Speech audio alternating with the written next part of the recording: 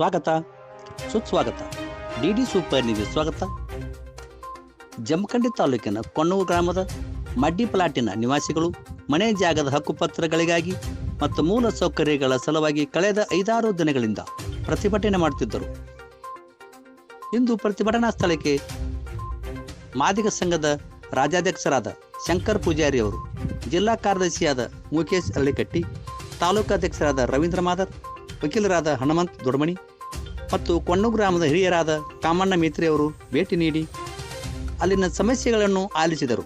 ನಂತರ ರಾಜ್ಯಾಧ್ಯಕ್ಷರಾದ ಶಂಕರ್ ಪೂಜಾರಿ ಅವರು ಮಾತನಾಡಿ, ಸಂಬಂಧಪಟ್ಟ ಅಧಿಕಾರಿಗಳಿಗೆ ಭೇಟಿಯಾಗಿ ಶೀಘ್ರದಲ್ಲಿ ಹಕ್ಕುಪತ್ರ ಕೊಡಿಸುವುದಾಗಿ ಮತ್ತು ನೀರಿನ ಸಮಸ್ಯೆ, ವಿದ್ಯುತ್ ಸಮಸ್ಯೆ ಹಾಗೂ ಇನ್ನೂ ಅನೇಕ ಸಮಸ್ಯೆಗಳನ್ನು ಬಗೆಹರಿಸುವುದಾಗಿ ಹಾಗೂ ರಸ್ತೆ ನಿರ್ಮಾಣ ಮಾಡಿಸುವುದಾಗಿ ಭರವಸೆ ಕೊಟ್ಟು ಪ್ರತಿಭಟನಾಕಾರರಿಗೆ ಭರವಸೆ ನೀಡಿದರು.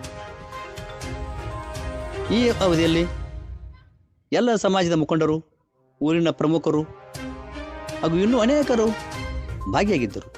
ವರದಿ Rao Sab Sarikar, DD super news, Belagavi. ದಯಮಾಡಿ ಈ ನ್ಯೂಸ್ಗೆ ಲೈಕ್ ಮಾಡಿ, ಶೇರ್ ಮಾಡಿ ಹಾಗೂ ಸಬ್ಸ್ಕ್ರೈಬ್ ಮಾಡಿ. ನಾನು ಭಾಗವಹಿಸಬೇಕು, ಖಂಡಿತ ಅದನ್ನು ಕೆಲಸ ಮಾಡೇ ಕೊಡಬೇಕು ಅನ್ನುವಂಥ ನಿರ್ಧಾರ ನಾನು ವಿಚಾರ ಮಾಡಿಕೊಂಡು ನಮ್ಮ ಸಂಘಟಕರು ನಾವು ಕೂಡ ಇವತ್ತು ನಿಮ್ಮಲ್ಲಿ ಬಂದೀವಿ.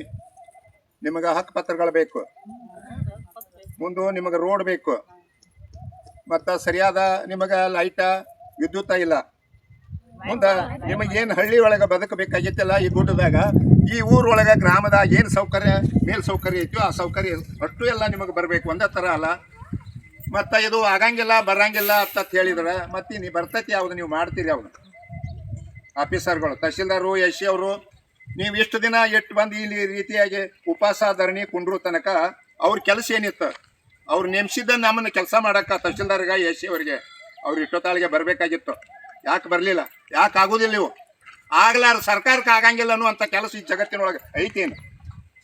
ಏನು ಆಗಂಗಿಲ್ಲ, ಏನು ತೊಂದರೆ ಐತೋ ಅದನ್ನು ಮಾಡಬೇಕು, ಅದಕ್ಕೆ ಸರ್ಕಾರ ಐತಿ, ಅದನ್ನು ಅವ್ರು ಮಾಡಬೇಕು. ಈಗಾಗಲೇ ನಿನ್ನೆ ಬಂದ ನಿಮಗೇನು ಹೇಳಿ ಹೋಗ್ಯಾರು, ಎ ಸಾಹೇಬರು ಬಂದು ಹೇಳಿ ಹೋಗ್ಯಾರ, ಶಾಸಕರು ಬಂದು ಹೇಳಿ ಹೋಗ್ಯಾರ, ನಿಮ್ಗೆ ಎಷ್ಟು ದಿವಸದಾಗ ಮಾಡಿ ಕೊಡ್ತೀವಿ ಅಂತ ಹೇಳ್ಯಾರ.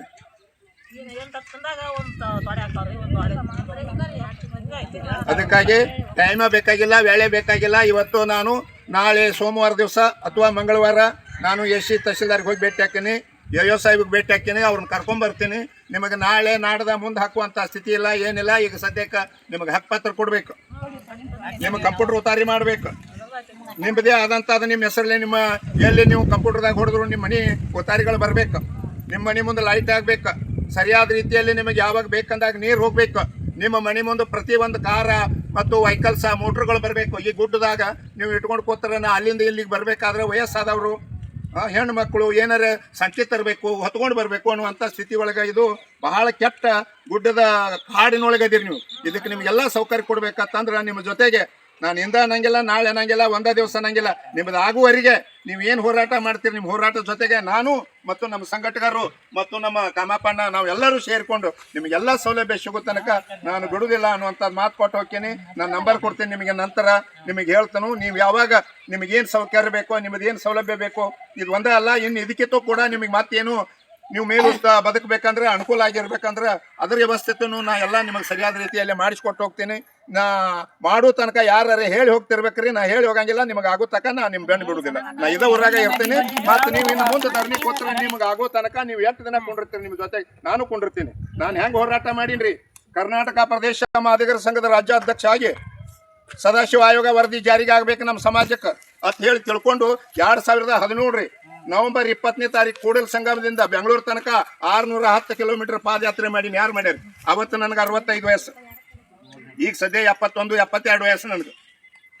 610 ಕಿಲೋಮೀಟರ್ ಪಾದಯಾತ್ರೆ ನಡ್ಕೊತ ಹೋಗಿನ್ರಿ ಬೆಂಗಳೂರಿಗೆ ಹೋಗಿ ಅದನ್ನು 25 ವರ್ಷ ಹೋರಾಟ ಮಾಡಿ ಸದಾಶಿವ ಆಯೋಗ ವರದಿ ಜಾರಿಗೆ ಮಾಡಿಸಿನಿ ಸರ್ಕಾರ ಕಡೆಯಿಂದ. ಆ ಸರ್ಕಾರ ಕಡೆಯಿಂದ ಜಾರಿಗೆ ಮಾಡಿಸಿ ನಮ್ಮ ಎಸ್ ಸಿ ಜನರಿಗೆ ಸರಿಯಾದ ರೀತಿ ಎಲ್ಲರಿಗೆ ಹಂಚಿಕೆ ಆಗುವಂಥ ಕೆಲಸನ ಹೋರಾಟ ಮಾಡೀನಿ ಇವತ್ತು ರಾಜ್ಯದಲ್ಲಿ. ಇವತ್ತು ಮಾನ್ಯ ಹುಬ್ಳಿಯಲ್ಲಿ ಮಾನ್ಯಾಳ ಎಂಬ ಹುಡುಗಿನ ತಂದಿ ಕೊಲೆ ಮಾಡಿದ, ಪಟ್ಟಿ ಹರಿದು ಒಗದ, ಕಡ್ದು ಒಗದ, ಮರ್ಯಾದೆ ಹತ್ಯೆ ಮಾಡಿದ. ಅಲ್ಲಿ ಹೋಗಿ ನಾ ಮಾತಾಡಿ ಸರ್ಕಾರಕ್ಕೆ ಒತ್ತಾಯ ಮಾಡಿ 12 ತಾಸಿನೊಳಗೆ ಸರ್ಕಾರದವರು ಸಿದ್ದರಾಮಯ್ಯ ಸಾಹೇಬರು ಅದಕ್ಕೊಂದು ಸಮಿತಿ ನೇಮಿಸಿದ್ರು, ಒಂದು ಕಾಯ್ದೆ ಮಾಡಿದರು, ಮತ್ತು ಅದಕ್ಕೊಂದು ವಿಶೇಷ ಕೋರ್ಟ್ ಮಾಡಿದರು.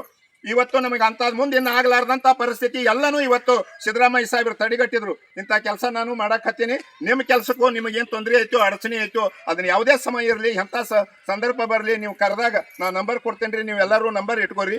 ಅವತ್ತು ನೀವು ಕರೀರಿ, ನಿಮಗೇನು ಅನುಕೂಲ ಬೇಕಾಗಿತ್ತು ಅದನ್ನೆಲ್ಲ ಸರಿಯಾದ ರೀತಿಯಲ್ಲಿ ಮಾಡಿಸೋರಿಗೆ ನಾವು ಒಟ್ಟ ಬಿಡುವುದಿಲ್ಲ ಅಂತ ಹೇಳಿ ನೀವು ಎಲ್ಲರೂ ಇವತ್ತೇನು ಅಸಹ್ಯಕರಾಗಿ ಕುಂಡ್ರಬೇಡ್ರಿ. ನಿಮಗೇನು ಬೇಕನ್ನೋದು ಭಾಳ ಅಂದ್ರೆ ಮುಂದಿನ ತಿಂಗಳ ಒಳಗೆ ನಿಮಗೆಲ್ಲರಿಗೂ ಪರಿಪೂರ್ಣವಾಗಿ ಆಗಿ ನಿಮಗೆಲ್ಲ ನಿಮ್ಮ ಮನೆ ಮುಂದೆ ರೋಡ್ ಆಗಬೇಕು, ಡಾಂಬರ್ ಆಗಬೇಕು, ಲೈಟ್ ಆಗಬೇಕು, ನೀರು ನಳ ಆಗಬೇಕು.